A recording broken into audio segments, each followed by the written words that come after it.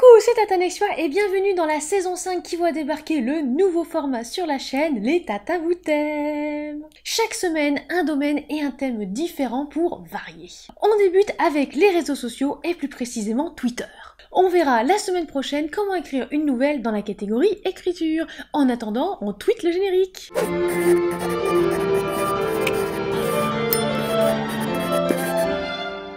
Le réseau social Twitter.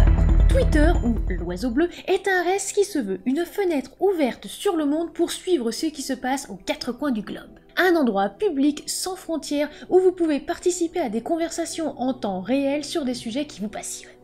Alors Twitter, c'est également 321 millions d'utilisateurs actifs par mois, utilisateurs qu'on appelle très souvent tweetonautes, appelés aussi Twito, Twita ou Tweety pour moi, et Tweet pour une relectrice. C'est aussi 152 millions d'utilisateurs actifs par jour.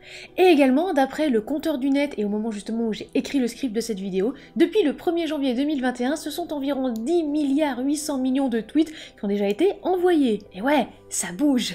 Décryptage et première visite. Twitter, comment ça marche? Eh bien déjà, on a la connexion. Alors comme tout réseau, vous vous connectez, là il n'y a absolument pas de secret. Ensuite, le réseau social présente la page de profil, le tweet et le fil d'actualité. Ne vous inquiétez pas, on reviendra sur le vocabulaire très vite dans cette vidéo. Alors la page de profil, là si vous connaissez un petit peu les réseaux sociaux, il n'y a pas forcément trop de secrets pour vous. Vous pouvez évidemment modifier votre photo, la photo de profil, la PP, et également aussi l'arrière-plan.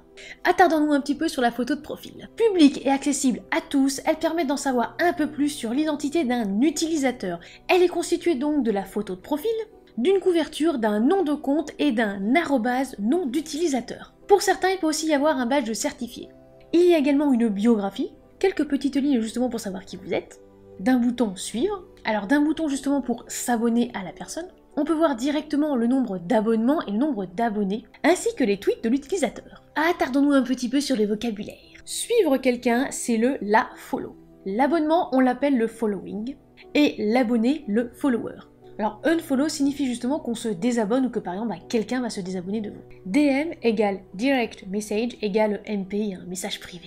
Un thread, on remercie mon accent anglais, ça veut dire une suite de messages, une suite de tweets, ne vous inquiétez pas, on y reviendra là-dessus. Attaquons-nous au cœur du réseau social, le tweet. Le tweet, c'est le partage d'un point de vue, d'une idée ou d'une simple information en 280 caractères maximum. On y retrouve l'auteur du tweet, le texte et ou le visuel. Alors ça peut être une image, comme par exemple une photo, une vidéo courte ou tout simplement aussi un gif. Un hashtag dans certains cas, le bouton réponse pour répondre justement à ce tweet. Retweet si justement vous voulez partager ce tweet. Un petit cœur qui correspond justement au j'aime si justement vous appréciez ce tweet. Et petite précision justement, récemment vous pouvez sélectionner qui peut répondre. Alors c'est moins personnalisable que Facebook si vous connaissez ce principe, mais c'est déjà pas mal. Le fil d'actualité ou TL pour timeline. Le fil d'actualité est le cœur de Twitter, on l'appelle très souvent la TL. C'est ici que vous découvrez tous les contenus sur les sujets qui vous intéressent. Outre les tweets rassemblés sur ce fil d'actualité, vous pouvez donc écrire un tweet, faire une recherche, accéder aussi également à vos notifications et vos messages privés. C'est exactement la même chose que sur Facebook, sauf que le fil d'actualité se réactualise beaucoup plus vite et que si vous avez beaucoup d'abonnements, vous pouvez vite effectivement être noyé de contenu.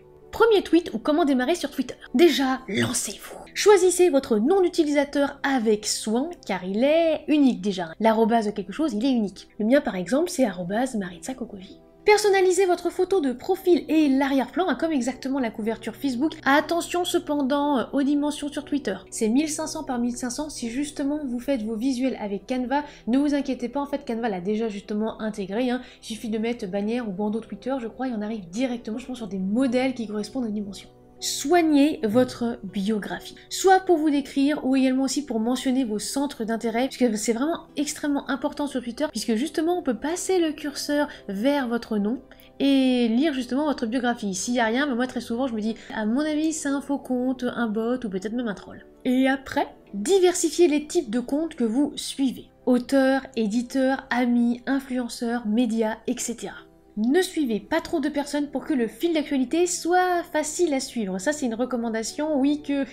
Oups, je ne suis pas forcément. Ou jouez à ce moment-là avec les listes. Les listes, publiques ou privées, vous permettent de rassembler au même endroit les tweets par exemple des auteurs, j'ai une liste d'auteurs, autrices par exemple, ou d'éditeurs également. Alors ça peut faire penser effectivement aux canaux sur Discord, ou alors tout simplement à des onglets, et c'est vrai que c'est plus pratique de cliquer directement sur les listes. Après l'inconvénient, c'est qu'il faut souvent mettre à jour cette liste, et on risque des fois d'oublier des personnes, et malheureusement aussi parfois Twitter peut bugger, et il y a des gens que je ne peux pas mettre dans ces listes, c'est juste très frustrant. Abonnez-vous régulièrement à de nouveaux comptes, ça l'algorithme aime bien. Appuyez sur la loupe aussi, pourquoi pas, pour accéder à des recommandations, surtout justement si vous débarquez sur Twitter. Un tweet, je sais que c'est court, il faut vraiment être clair et concis en 280 caractères. Oui, je sais, ça peut lancer des quiproquos, et à ce moment-là, si c'est long et si vraiment vous avez une très longue explication à faire, comme par exemple présenter vos écrits ou vos univers, préparez un thread en avance. Alors ce que j'appelle en avance, c'est que vous commencez justement à écrire votre tweet, mais avant de cliquer sur le bouton tweet, vous cliquez sur le plus juste à côté, et là le premier tweet n'est pas encore publié, mais vous pouvez écrire le deuxième, le troisième, le quatrième, etc. Cela pour qu'une fois que justement vous avez terminé, vous allez pouvoir cliquer sur tout tweeter, et d'un seul coup le thread sera publié. Alors vous verrez qu'on appellera ça la discussion exactement sur ce réseau social. Donc vous pourriez avoir un tweet, par exemple un thread justement de quelqu'un d'autre, et ça va vous mettre ouvrir la discussion. Pourquoi il faut le préparer en avance? Alors tout simplement qu'il n'y a rien de pire que de réactualiser, que d'attendre le tweet suivant. Alors perso, au bout de 4 ou 5 réactualisations, j'abandonne en fait, parce que j'ai autre chose à faire. C'est vrai que je lis particulièrement vite et je déteste attendre, donc je me dis bon tant pis, je verrai demain quand la personne aura fini le thread. C'est un petit peu frustrant. Surtout que le fait de le préparer en avance, ça permet aussi de se relire, de prendre peut-être aussi du recul par rapport à ce qu'on va écrire, car oui, on arrive justement au premier « attention », on ne peut pas modifier nos tweets. Oui, contrairement à d'autres réseaux sociaux, il n'est pas possible d'éditer ou de modifier nos tweets, alors que tout le monde attend ça avec impatience. Si vous faites une erreur, par exemple que ce soit une faute d'orthographe ou autre, c'est simple, soit vous recommencez, soit vous assumez, soit vous supprimez. Eh oui, malheureusement, il n'y a pas trop de choix. Alors, ne multipliez pas les hashtags, de toute manière, vous allez bien voir qu'on n'a pas forcément trop de la place. Privilégiez ceux liés à de grandes discussions ou ceux, par exemple, qui sont populaires. Et n'hésitez pas dans vos tweets à ajouter des images, le visuel, c'est extrêmement important. On en avait déjà parlé dans les vidéos conseils de promotion, mais une image attire beaucoup plus l'œil que juste un texte. Alors vous pouvez également faire des sondages sur Twitter, mais c'est très limité. Alors déjà, rien que l'intitulé justement des options, c'est très court. C'est bien pour ça que je vais souvent à l'essentiel et qu'après, en fait, dans un tweet suivant, j'explique un peu plus en détail. Mais ça peut être pas mal. Pensez à interagir avec les autres utilisateurs de Twitter. Le fameux RT j'aime réponse. Alors le retweet signifie que vous allez partager un tweet d'une personne sur votre compte. Et ça s'affichera également sur l'ATL, le fil d'actualité. Vous avez également la possibilité de retweeter en citant. Oui, c'est marqué justement citer. Alors ça veut dire retweeter, mais avec quelques lignes. Ça veut dire en fait que ce ne sera pas direct, vous allez devoir justement écrire quelques petites lignes. Vous pouvez aussi également ajouter une image ou toute autre chose. Alors préférez cette option quand c'est possible parce que c'est un peu plus personnalisé que juste tiens allez je partage. Alors même si je sais que parfois pour les concours on vous demande juste de RT et pas forcément de RT en citant. Vous pourriez également trouver sur Twitter les fameuses TT, les tendances Twitter, ou aussi ce qu'on appelle les trending topics. Ce sont les sujets tendances Twitter que l'on trouve très souvent à droite. Attention! Aspect social. Comme sur Facebook, veuillez éviter de taguer inopinément des gens comme ça sans intérêt. Si vous voulez répondre qu'à une seule personne et qu'il y en a par exemple plusieurs dans un tweet, justement vous avez été tagué par d'autres personnes et vous vous rendez compte, oh là là, il y a 18 personnes justement dessus, mais moi je n'ai envie de répondre qu'à celle justement qui a écrit ce tweet. C'est simple, quand justement vous allez répondre au tweet, vous allez avoir tous les noms, il suffit de cliquer sur les noms et là on vous ouvre une petite fenêtre et vous pouvez justement tout décocher et vous ne répondrez qu'à l'auteur ou l'autrice du tweet précédent. Donc, n'hésitez pas à décocher justement parce que c'est vrai qu'après ça peut faire une myriade de notifs et la plupart des gens n'ont pas forcément envie. Et si vous ne voulez plus voir une conversation, pour X ou Y raison, on n'est absolument pas là pour juger, vous pouvez mettre masquer cette conversation. C'est simple, dans vos notifs, il y a 3 petits points, vous cliquez sur les 3 petits points, masquer cette conversation. Vous pouvez également masquer une personne et la bloquer également comme absolument tous les réseaux sociaux, ce sont vos comptes, vous faites ce que vous voulez. La petite astuce de Tatanexua qui est glissée au milieu de la vidéo. Comme sur Insta, vous voulez parler livre en auto-édition, n'oubliez pas le hashtag auto-édition. Être auteur sur Twitter. De nombreux auteurs et autrices sont sur ce réseau social, le mentionnent dans leur bio, font leur pub, aident les autres, bref, ils sont actifs. Essayez d'être là une fois par jour ou tous les 2 jours en fonction de vos envies et aussi de vos objectifs. quand on est auteur sur Twitter, quel est le programme? Alors c'est simple, chaque jour de la semaine correspond un petit peu à un mouvement. Alors j'aime pas forcément trop ce terme, hein, mais c'est on va dire pour que vous compreniez, pour que ce soit plus simple. Lundi motivation ou Monday motivation. Hashtag mardi conseil. Hashtag mercredi promo. C'est vrai que c'est pas mal justement de profiter ce jour, parce que si vous avez un article que vous avez particulièrement apprécié ou que vous avez même rédigé, c'est le moment. Et oui, le mercredi, c'est le moment de vous promouvoir. Hashtag jeudi auto-édition, il y a également aussi le hashtag jeudi confession qui est particulièrement drôle. Hashtag vendredi lecture. Vous êtes en train de lire un ouvrage, n'hésitez pas justement à le dire. Hashtag samedi écriture ou samedi aussi social, hein, ça dépend. Moi j'aime bien le hashtag samedi écriture, mais plus souvent ça peut être aussi le dimanche, ça dépend. Hashtag dimanche romance. Alors vous écrivez de la romance ou vous appréciez justement en lire, et bien c'est le moment de parcourir ce hashtag. Comme sur les autres réseaux sociaux, il y a également des stories sur Twitter qu'on appelle les flits. Ou alors story parce que justement flits c'est un petit peu bizarre, ça fait un peu plus flouf quoi. Alors aussi, chose très importante, vous pouvez programmer vos tweets via l'ordinateur ou TweetDeck par exemple. Et c'est gratuit. Alors je le fais pour le tweet de nuit, pour mes camarades outre-Atlantique, parce que forcément je dors en fait à ce moment-là. Alors ça fait aussi un petit coucou pour les insomniaques ou ceux qui bossent de nuit, je trouve ça très appréciable. Et en plus comme ça me permet de souhaiter une belle soirée nuit justement à celles et ceux qui me suivent. Alors je sais que j'en ai déjà parlé dans une vidéo précédente, mais c'est très important la programmation, surtout pour assurer, on va dire, la promo de vos livres ou des events par exemple, encore plus quand vous êtes en déplacement ou tout simplement que vous travaillez. Alors je sais par exemple que quand je suis en salon, je ne peux pas du tout être sur les réseaux sociaux et donc je programme quand même pas mal de posts pour rester active. À savoir, alors 2-3 petites choses qui pourraient justement vous aider pour ce réseau social. Vous ne pourrez pas toujours répondre aux messages privés et vous ne pourrez pas toujours, on va dire, envoyer justement un message à quelqu'un. Pourquoi? Alors une personne que vous suivez peut vous envoyer un message privé. Vous le remarquerez sans doute, il arrive de temps en temps de recevoir des messages privés, ou DM justement comme on dit sur Twitter, mais exclusivement de la part de personnes que vous followez, on va dire que vous êtes justement abonné via votre compte. Mais vous ne pourrez pas forcément lui répondre ou même lui envoyer un message si il ou elle ne vous suit pas. Alors ces personnes peuvent en effet vous écrire en privé car vous les suivez. Alors n'oubliez pas aussi dans vos paramètres d'éviter de recevoir des messages d'absolument tout le monde, et donc que Twitter, on va dire, filtre un petit peu les messages, disons, trolls et automatiques, parce que sinon c'est un petit peu le bazar.